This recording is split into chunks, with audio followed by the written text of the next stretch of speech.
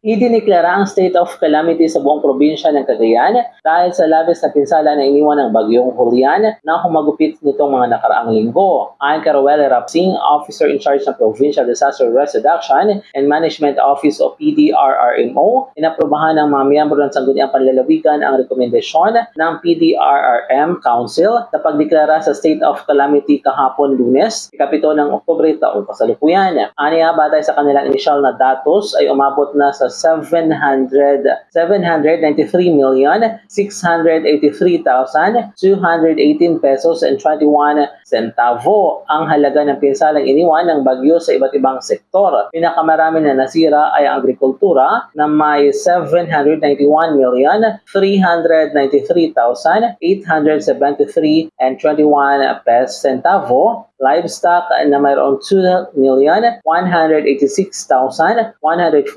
pesos at sa infrastruktura naman ay mayroong 103,200 pesos. Sinabi ni Rapsing na ang nasabing halaga ng nasira ay madadagdagan pa dahil hanggang sa kasalukuyan ay patuloy pa rin ang kanilang pagkuha ng datos sa mga bayan na naapektuhan ng bagyo. Kaugnay rito, magagamit ng Pamahalang Panlalawigan ng Cagayan ang 36 million pesos na manggagaling sa Quick Response Fund na pangangailangan sa mga ibibigay na tulong sa mga naapektuhan ng naturang bagyo. Samantala, kasama ni Rapsing na humarap sa SP Sinaboni Cuarteros, Assistant Provincial Social Welfare and Development Officer, Melvin Manggil ng Office of the Provincial Agriculturist at Engineer King James de la Cruz, Provincial Engineer. Mula dito sa Cagayan, MJ de la Cruz para sa Radyo Alternatibo, Balita Nationwide.